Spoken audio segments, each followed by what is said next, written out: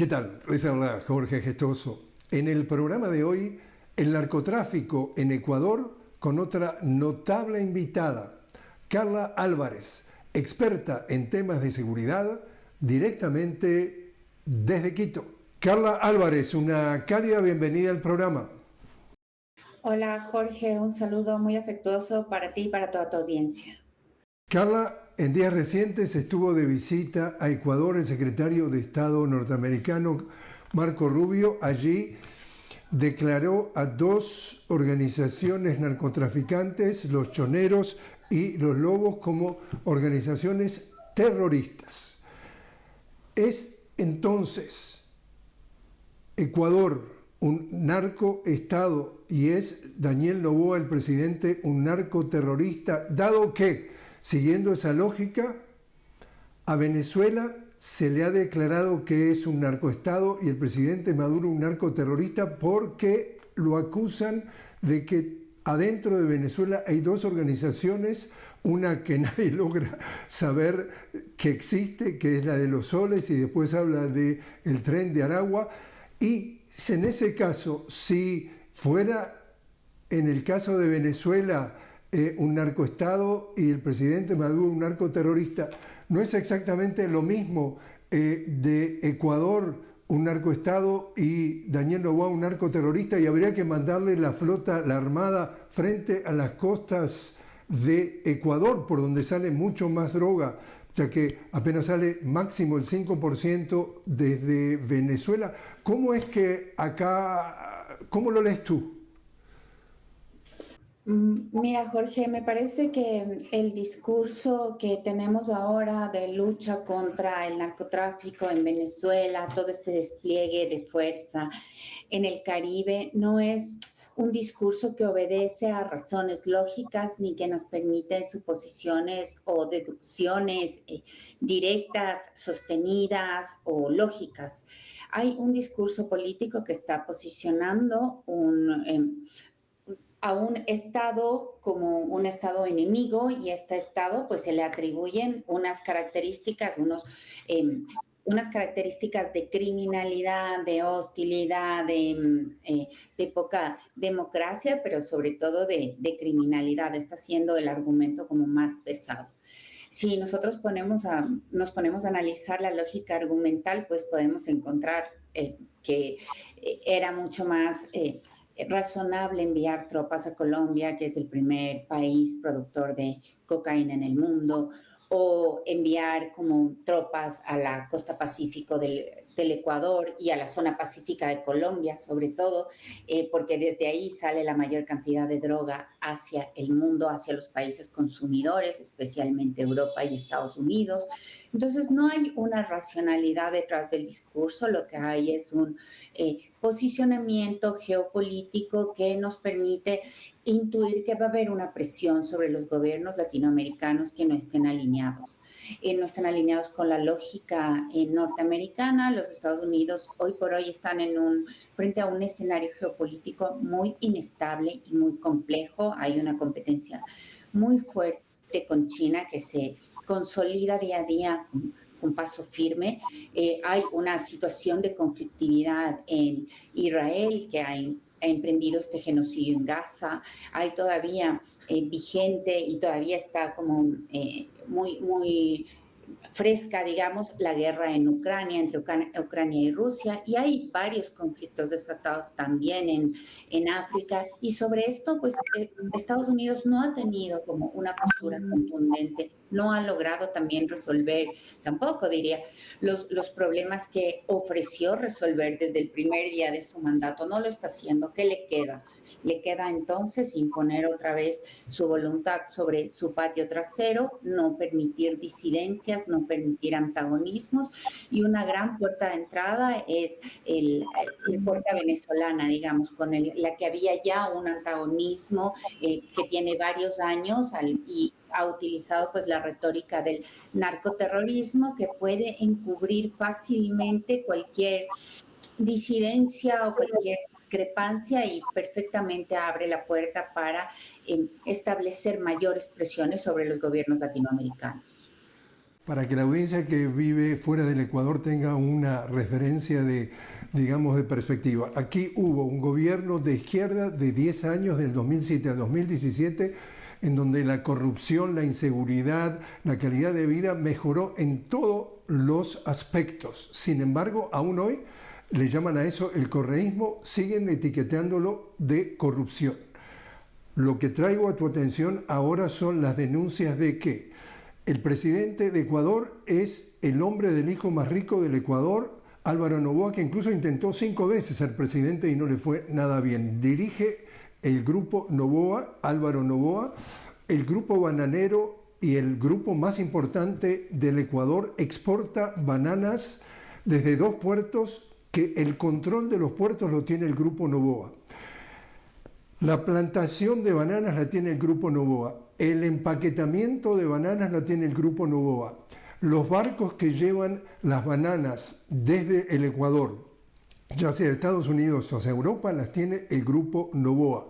Llegan a Europa la denuncia de que hay cualquier cantidad de bananas que llegan con cocaína adentro. La pregunta concreta y la denuncia que le hacen, y no entiendo una respuesta clara, es si esos 2 puertos están en control del grupo Noboa, si de esos 2 puertos salen cargamentos de bananas, si hay una relación entre las bananas que llegan con cocaína a Europa y la exportación de bananos del grupo Noboa, ¿por qué, si realmente los corruptos eran los correístas, no largan toda la fuerza del Estado y de la Armada y de los militares a contrarrestar ese narcotráfico desde esos puertos?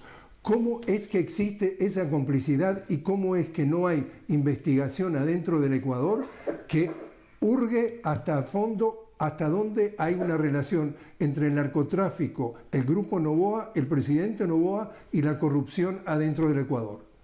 Bueno, es muy compleja la situación en Ecuador. Digamos que hay una relación muy fuerte entre el sector agroexportador y la exportación de cocaína hacia Europa y Estados Unidos. Dentro de esta lógica, de esta alianza entre el sector agroexportador y el narcotráfico, pues hay un sector que apunta fuertemente a la contaminación de las cajas de banano con cocaína. Eh, si en esto está es involucrada la clase política, el presidente directamente, no puedo hacer esa acusación no puedo hacer esa acusación directamente, pero definitivamente hay una relación entre el sector agroexportador y el sector bananero con el narcotráfico. Y es probablemente esta relación que se ha denunciado, que la prensa internacional ha visto, ¿no? Que se detienen cargamentos en Turquía, en Europa, con cajas de banano que han estado contaminadas, y esto se ha vuelto una cuestión súper cotidiana, ¿no? Entonces, ¿y el por qué no se han implementado medidas en Ecuador? Bueno, en parte eso tiene que ver porque el sector agroexportador también está en el poder, no quiere ser develado sus negocios turbios, y también hay una retórica circular. Yo creo que los discursos de seguridad no tienen que verse tanto en su lógica de racionalidad, sino más bien en una lógica y en un contexto político, ¿no? Entonces, claro, el argumento de las autoridades aquí es, bueno, que el Ecuador no tiene el dinero suficiente para implementar toda la tecnología que se necesita para hacer el control de los puertos y para hacer el control de cárceles también, por ejemplo, o para hacer el control de todas las empresas agroexportadoras que también han estado vinculadas con la mafia albanesa, por ejemplo, ¿no? Entonces, que no hay el dinero suficiente para hacer estos controles o para hacer control de lavado de dinero, y que por tanto necesitamos la cooperación de un país poderoso, y este país cuando venga va a hacer los controles necesarios, y empezamos a tener una retórica muy circular, como es similar a un círculo vicioso, ¿no? Donde no controlamos porque no tenemos dinero suficiente. Si lo tuviéramos, controlaríamos. Por eso necesitamos ayuda externa. Por eso invitamos a los Estados Unidos, que tienen mucha experticia, y ellos van a hacer los controles y van a poner los límites necesarios. Pero se vuelve una retórica sin fin, una retórica, como digo, circular, que en parte es funcional para tener alianzas geopolíticas que le resultan importantes al gobierno de turno, pero también es funcional para eximirse de los controles que permiten que sigamos con todo este sector agroexportador, incluido el bananero, muy contaminado de esta lógica de este negocio ilícito.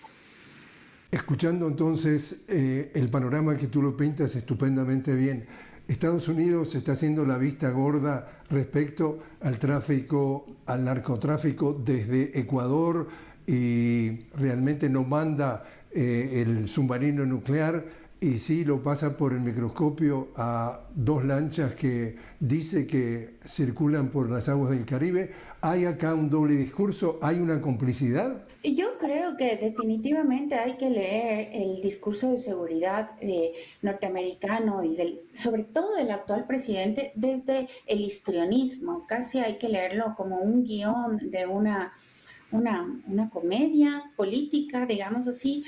No tiene ningún sentido haber hundido las lanchas ahí en el Caribe, porque eso se va contra el derecho internacional. Nunca se ha tirado a matar a ningún narcotraficante, se ha buscado más bien establecer los procesos judiciales adecuados para obtener mayor información, para que la justicia opere de manera adecuada, y ahora este despliegue de fuerza, este despliegue autoritario que además rompe la normativa interna norteamericana, que necesita, que es explícita al decir que un ataque de esa naturaleza requiere autorizaciones internas. Pero eso no se está haciendo. ¿Por qué?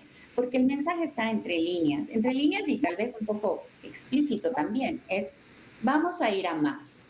Vamos a ir a más y necesitamos que se alineen con nuestros intereses, si no podemos desplegar toda nuestra fuerza, y por eso les hemos puesto los perros en la puerta de la casa para que cualquier momento entren, si es que hay alguno de ustedes que no quiere alinearse adecuadamente.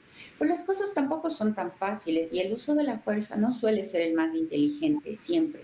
Entonces estallan los problemas en el resto del mundo. Tenemos crisis que van saliendo. De repente hay que volver la atención prioritariamente al Medio Oriente por todo lo que está pasando, a Rusia por lo que está pasando también, y entonces hay que establecer otras negociaciones en otros lugares del mundo. ¿Cuánto tiempo y con cuánta fuerza vamos a poder sostener toda esta política y este despliegue de fuerzas histriónico, innecesario?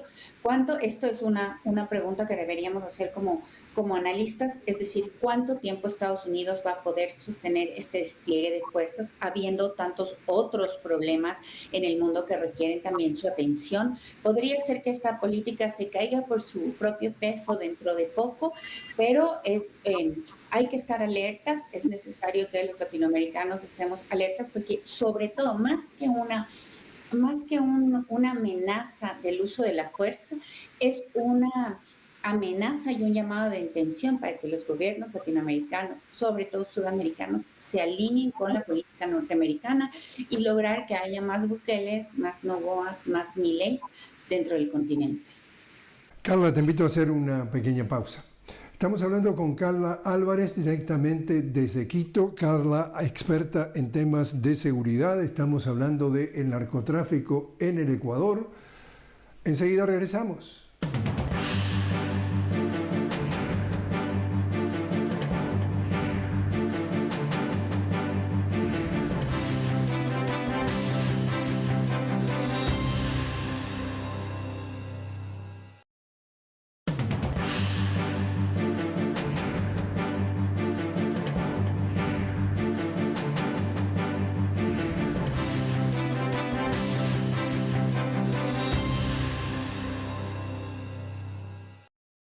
Continuamos hablando con Carla Álvarez directamente desde Quito. Carla, experta en temas de seguridad.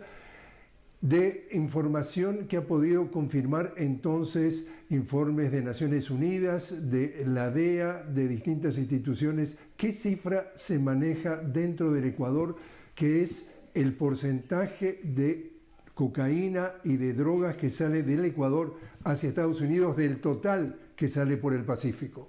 El año pasado nosotros tuvimos una incautación de algo así como 300 toneladas de cocaína, ¿no?, que salían por Ecuador.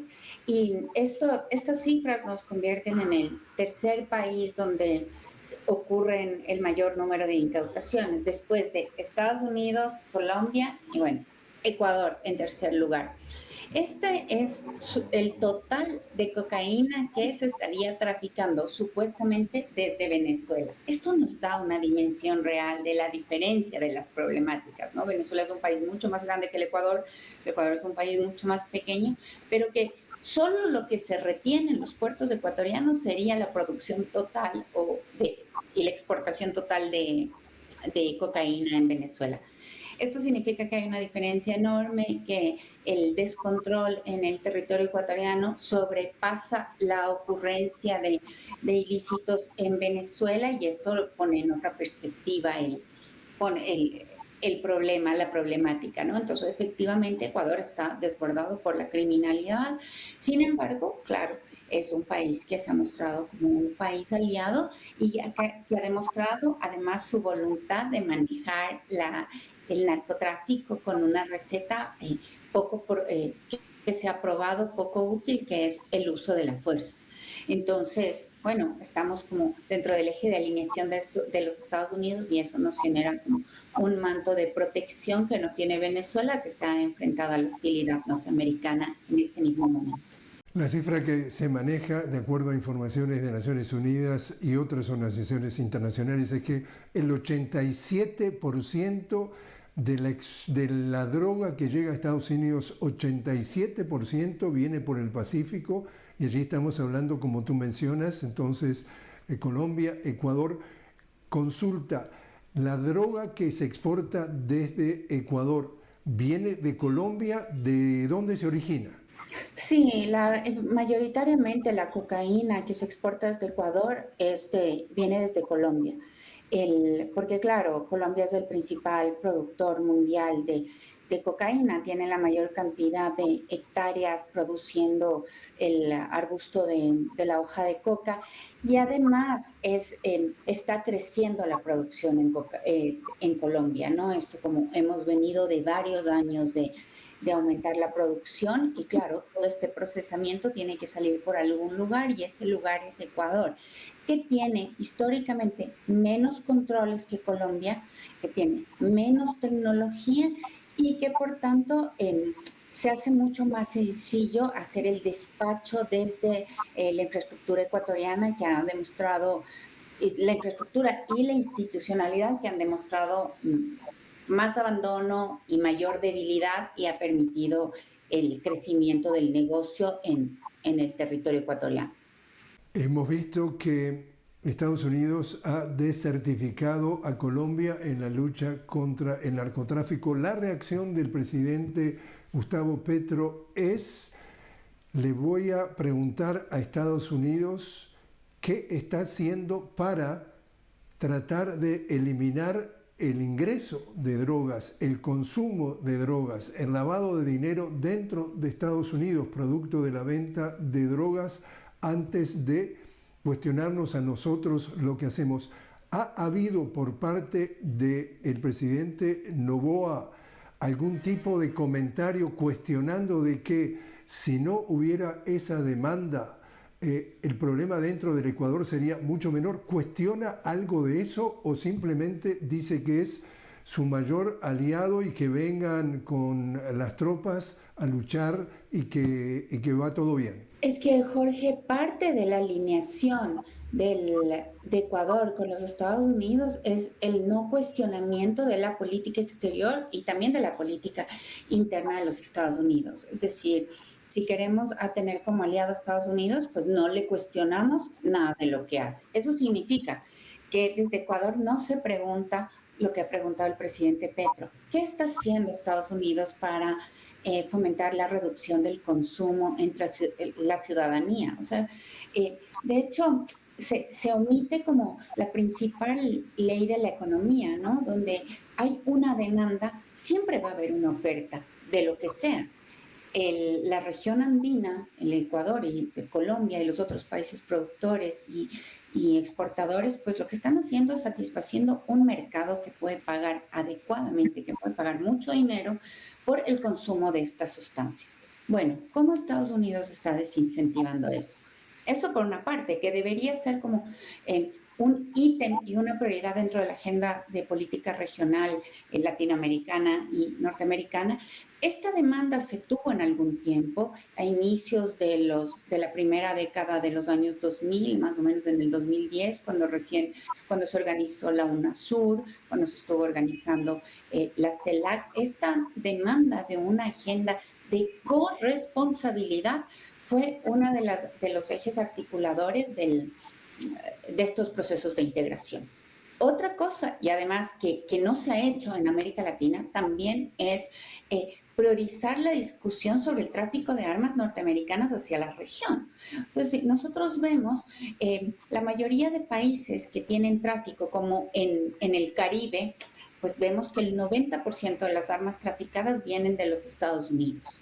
En México la cifra es más o menos similar. México es el único país que ha puesto una demanda a 7 fabricantes norteamericanos con el argumento de cómo vamos a luchar contra el narcotráfico si el narcotráfico está fuertemente armado con dispositivos que nos vienen de los Estados Unidos y que no son controlados. Entonces, volvemos otra vez a la metáfora del círculo vicioso, donde no se puede desarmar a los carteles porque están fuertemente armados justamente por el país que quiere combatir a los carteles. Es todo como una paradoja ridícula de las contradicciones que existen en el sistema internacional justamente para la lucha contra el narcotráfico. El Ecuador no se ha plegado de ninguna manera a esta demanda mexicana. Los países del Caribe sí lo han hecho y han puesto o se han ofrecido para ser un amicus curiae, que es como los amigos del juez que informan para que tomen las decisiones, pero el Ecuador ha hecho un silencio absoluto sobre este tema. Bueno, y otros países latinoamericanos también. El punto es que necesitamos volver a la agenda sobre la corresponsabilidad que tienen los países consumidores y los oferentes de drogas en el mundo. Y también tenemos que tener una corresponsabilidad sobre el tráfico de armas, que es lo que fortalece a los carteles que están operando en nuestros territorios y que han generado tanta violencia y que permiten que el narcotráfico siga exportando tan vigorosamente. Carla Álvarez, muchísimas gracias por haber estado con nosotros. Gracias a ustedes por la invitación. Un buen día.